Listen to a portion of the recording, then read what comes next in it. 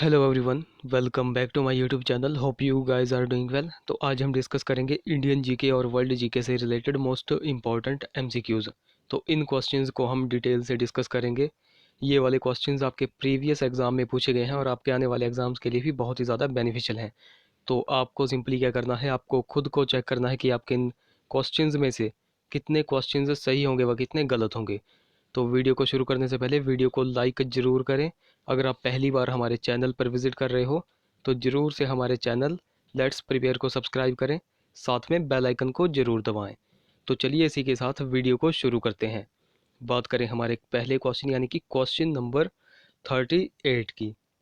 तो question number 38 है, निम्न में से किसे एशिया का स्वच्छतम ग्राम कहा जाता है। तो किसे एशिया का स्वच्छतम ग्राम कहा जाता है, तो ऑप्शन बी यहाँ पर करेक्ट हो जाएगा, मावली नोंग।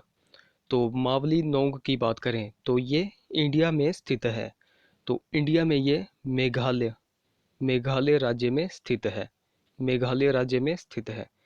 तो इस पॉइंट को आपको नोट रखना है। अगर पुखरायन की बात करें, पुखरायन कहाँ पर स्थित है, तो यह है उत्तर प्रदेश में स्थित। तो बात करें अगले क्वेश्चन की। क्वेश्चन नंबर हमारा 39 है, the headquarter of International Court of Justice is at. तो अंतर्राष्ट्रीय न्यायालय का मुख्यालय कहाँ पर स्थित है। तो अंतर्राष्ट्रीय न्यायालय का मुख्यालय कहाँ पर स्थित है, तो ये है हेग में। ऑप्शन ए यहाँ पर करेक्ट हो जाएगा। तो यहाँ से बहुत सारे क्वेश्चंस निकल कर आते हैं कि जैसे हेग कहाँ पर स्थित है। हेग जो है वो किस देश में स्थित है, तो ये है नीदरलैंड में स्थित।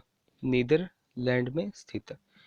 तो अगर नीदरलैंड की बात करें तो नीदरलैंड की राजधानी क्या है, तो नीदरलैंड की राजधानी है एम्स्टर्डम। एम्स्टर्डम एम्स्टर्डम जो है वो इसकी राजधानी है। तो कई बार जो है वो एग्जामिनेशन जो है वो नीदरलैंड का पुराना नाम भी पूछ लेता है कि नीदरलैंड का पुराना नाम क्या था। तो नीदरलैंड का पुराना नाम था हॉलैंड। हॉलैंड। और इंटरनेशनल कोर्ट ऑफ जस्टिस में अगर आपसे पूछ लिया जाए कि टोटल कितने जज होते हैं, तो इंटरनेशनल कोर्ट ऑफ जस्टिस में टोटल 15 जज होते हैं। टोटल कितने जज होते हैं, 15 जज होते हैं। और अगर आपसे पूछ लिया जाए कि हर एक जज का कार्यकाल कितना होता है, तो हर एक जज का कार्यकाल 9 वर्ष का उसमें होता है, 9 वर्ष का। तो इन पॉइंट्स को आपको नोट रखना है। अगले क्वेश्चन की बात करें, क्वेश्चन नंबर हमारा 40 है, विक्रम साराभाई अंतरिक्ष अनुसंधान केंद्र कहाँ पर अवस्थित है। तो विक्रम साराभाई अंतरिक्ष अनुसंधान केंद्र कहाँ पर है, तो ये हो जाएगा तिरुवनंतपुरम में। ऑप्शन ए करेक्ट हो जाएगा। तो यहाँ से भी बहुत सारे क्वेश्चंस निकल कर आते हैं। सबसे पहले तो तिरुवनंतपुरम कहाँ पर है, तो ये है केरल में स्थित। केरल में स्थित। और अगर बात कर ली जाए कि विक्रम साराभाई अंतरिक्ष अनुसंधान केंद्र यानी कि विक्रम साराभाई स्पेस सेंटर की शुरुआत कब की गई थी, ये वाला क्वेश्चन भी बहुत बार एग्जाम में आया है। इसकी शुरुआत कब की गई थी, तो नवंबर 21 1963, 21 नवंबर 1963 को जो है वो इसकी शुरुआत की गई थी। तो अगर बात करें कि उस समय इसका नाम क्या था, तो उस समय इसका नाम था थम्बा थम्बा भूमध्य रेखीय रॉकेट प्रक्षेपण केंद्र।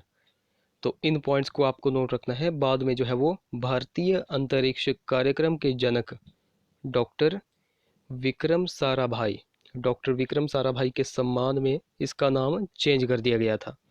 तो इन पॉइंट्स को आपको नोट रखना है। बात करें अगले क्वेश्चन की, तो हमारा क्वेश्चन नंबर 41 है। तो आपको बताना है ट्रांसपेरेंसी इंटरनेशनल यानी कि ट्रांसपेरेंस इंटरनेशनल क्या है। तो यहाँ पर सीधा लिखा गया है, यह एक वैश्विक नागरिक सामाजिक संगठन है जो भ्रष्टाचार के विरुद्ध लड़ाई का नेतृत्व करती है। तो ऑप्शन ए यहाँ पर करेक्ट हो जाएगा। आपको इसको डीपली पढ़ लेना है एक बार। और इसके बारे में कुछ और क्वेश्चंस भी निकल कर आते हैं ट्रांसपेरेंसी इंटरनेशनल से रिलेटेड, जैसे कि यह एक अंतर्राष्ट्रीय संस्था है। ये तो एक पॉइंट हो गया। एक और पॉइंट निकल कर आता है कि क्या यह एक सरकारी संस्था है या फिर गैर सरकारी संस्था है। तो यह एक गैर सरकारी संस्था है। ये वाला पॉइंट आपको नोट रखना है, बहुत बार एग्जाम में पूछा गया है। यह एक गैर सरकारी संस्था है। और यह हर वर्ष एक रिपोर्ट निकालती है जिसमें विश्व के विभिन्न देशों में भ्रष्टाचार का मूल्यांकन किया जाता है। तो अगर आपसे पूछ लिया जाए कि ट्रांसपेरेंसी इंटरनेशनल का मुख्यालय कहाँ पर स्थित है, तो इसका मुख्यालय जर्मनी की कैपिटल बर्लिन में स्थित है। जर्मनी की कैपिटल बर्लिन में स्थित है। तो इन पॉइंट्स को आपको नोट रखना है, बहुत ही ज़्यादा बेनिफिशियल है आपके लिए। अगले क्वेश्चन की बात करें, क्वेश्चन नंबर हमारा 42 है, राष्ट्रगीत का अंग्रेजी में किसने अनुवाद किया था? तो ये वाला क्वेश्चन भी बहुत ज़्यादा इम्पोर्टेंट है। तो राष्ट्रगीत का अंग्रेजी में अनुवाद किया था अरविंदो घोष ने। ऑप्शन बी यहाँ पर करेक्ट हो जाएगा। तो अगर आपको पूछ लिया जाए कि राष्ट्रगीत के रचयिता कौन है, कि किसने जो है वो राष्ट्रगीत को रचा था, तो ये रचा था बंकिम चंद्र चट्टोपाध्याय। तो इन्होंने राष्ट्रगीत को रचा था, ये वाला पॉइंट आपको नोट रखना है। तो इसकी रचना बंकिम चंद्र चटर्जी ने कब की थी? तो उन्होंने की थी 1882 ईस्वी में। ये वाला भी बहुत बार एग्जाम में हुआ है। 1882 में राष्ट्रगीत की रचना की गई थी और यह संस्कृत और बांग्ला भाषा को मिश्रित करके की गई थी। ये वाला पॉइंट भी आपको नोट रखना है। अब इसके बाद एक और क्वेश्चन बनता है कि राष्ट्रीय गीत पहली बार कब गाया गया था? तो राष्ट्रीय गीत पहली बार कांग्रेस के कलकत्ता अधिवेशन में गाया गया था। और कांग्रेस का कलकत्ता अधिवेशन कब हुआ था? तो 1896 ईस्वी में कांग्रेस का कलकत्ता अधिवेशन हुआ था, जिसमें पहली बार राष्ट्रगीत को गाया गया था। ये वाला पॉइंट भी आपको नोट रखना है। और एक क्वेश्चन बनकर निकल के आता है कि वंदे मातरम को राष्ट्रगीत का दर्जा कब दिया गया? तो ये तो बहुत बार पूछा जाता है कि वंदे मातरम को राष्ट्रीय गीत का दर्जा दिया गया था 24 जनवरी 1950 को। ये वाले सारे पॉइंट आपको नोट रखने हैं। यहाँ से इससे एक्स्ट्रा आपसे नहीं पूछा जाएगा। ये जो मैंने पॉइंट बता दिए राष्ट्रगीत के बारे में, सिर्फ यहीं से पूछे जाएंगे क्वेश्चन। बात करें अगर अगले क्वेश्चन की, क्वेश्चन नंबर हमारा 43 है, प्रसिद्ध पुस्तक दास कैपिटल के लेखक कौन है? तो प्रसिद्ध पुस्तक दास कैपिटल है, इसके लेखक कौन है? तो इसके लेखक हैं Karl Marx. Option A correct हो जाएगा। तो यहाँ से भी बहुत सारे क्वेश्चन निकल कर आते हैं, जैसे कि कार्ल मार्क्स ने दास कैपिटल पुस्तक की रचना कब की? तो उन्होंने इसकी रचना की थी 24 सितंबर 1867 को, 1867 में। तो एक तो ये पॉइंट हो गया। और आपसे पूछ लिया जाए कि यह पुस्तक किस बारे में है, तो यह पुस्तक यानी कि दास कैपिटल पुस्तक जो है वो पूंजी और पूंजीवाद के ऊपर है। और बेसिकली इस पुस्तक में मजदूरों के शोषण से मुक्त करवाने के उपाय बताए गए हैं। तो ये वाले पॉइंट भी आपको नोट रखने हैं। अगर दास कैपिटल से कुछ और पूछा जाएगा तो इसकी मूल भाषा पूछ ली जाएगी कि इस पुस्तक की मूल भाषा क्या थी। तो इस पुस्तक की मूल भाषा थी जर्मन। ये वाला पॉइंट भी आपको नोट रखना है। अगले क्वेश्चन की बात करें, क्वेश्चन नंबर 44 है, CDMA स्टैंड्स फॉर। तो यहाँ पर आपको CDMA की फुल फॉर्म पूछी गई है। तो ये हो जाएगी code division multiple access. Option A यहाँ पर करेक्ट होगा। अगले क्वेश्चन की बात करें तो विश्व कैंसर दिवस प्रतिवर्ष कब मनाया जाता है? तो ये मनाया जाता है 4 फरवरी को। ऑप्शन बी करेक्ट हो जाएगा। अगले क्वेश्चन की बात करें, क्वेश्चन नंबर हमारा 46 है। तो क्वेश्चन नंबर हमारा 46 है, किस देश द्वारा नोबेल पुरस्कार संस्थापित किया गया है? तो यहाँ पर इस क्वेश्चन के ऊपर मैं आपको कुछ डिटेल दूंगा। आपको सिंपली क्या करना है, आपको ढंग से सुनना है। तो सबसे पहली बात, नोबेल पुरस्कार हर साल किस तारीख को दिया जाता है? तो नोबेल पुरस्कार हर साल 10 दिसंबर की तारीख को दिया जाता है, यानी कि 10 दिसंबर को दिया जाता है। अगर आपसे पूछ लिया जाए कि नोबेल पुरस्कार किसकी याद में दिया जाता है, ये वाला भी एग्जाम में बहुत बार पूछा गया है क्वेश्चन कि नोबेल पुरस्कार किसकी याद में दिया जाता है। तो नोबेल पुरस्कार एक स्वीडिश साइंटिस्ट थे, उनका नाम था अल्फ्रेड अल्फ्रेड नोबेल। तो अल्फ्रेड नोबेल की याद में यह पुरस्कार दिया जाता है। एक और क्वेश्चन निकल कर आता है नोबेल पुरस्कार से कि नोबेल पुरस्कार की शुरुआत कब हुई थी, पहली बार कब दिया गया था? तो पहली बार यह 1901 में दिया गया था, यानी कि इसकी शुरुआत 1901 से हुई थी। ये वाला भी आपको नोट रखना है। अगर आपसे पूछ लिया जाए नोबेल पुरस्कार कितने क्षेत्रों में दिए जाते हैं, तो टोटल कितने क्षेत्रों में दिए जाते हैं? तो टोटल 6 क्षेत्रों में दिए जाते हैं नोबेल पुरस्कार। अब आपको सिंपली ध्यान से सुनना है। 6 क्षेत्र कौन कौन से हैं?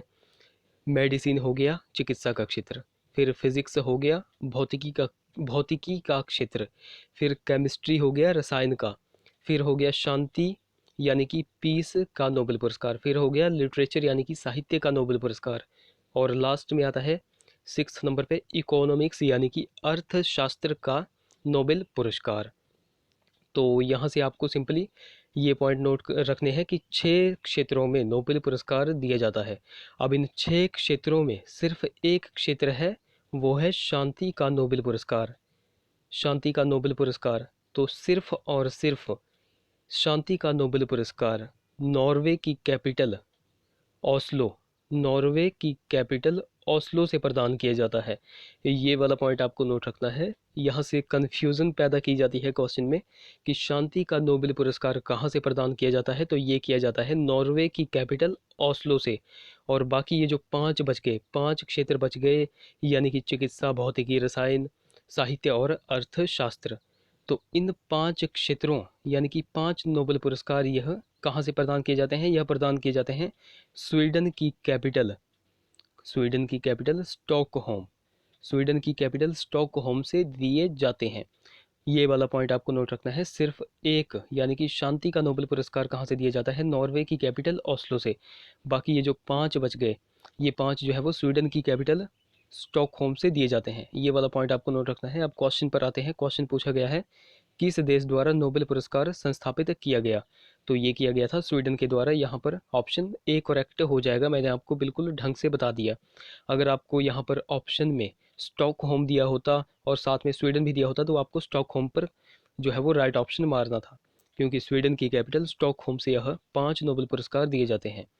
तो ये थे हमारे क्वेश्चंस। आई होप गाइज आपको वीडियो इन्फॉर्मेटिव लगी होगी। अगर वीडियो अच्छी लगी होगी तो ज़रूर से वीडियो को लाइक करें, शेयर करें, चैनल को सब्सक्राइब करना बिल्कुल भी ना भूलें, साथ में बेल आइकन को ज़रूर दबाएं। तो चलिए दोस्तों, इसी के साथ वीडियो का एंड करते हैं। मिलेंगे अगली वीडियो में। Till then take care.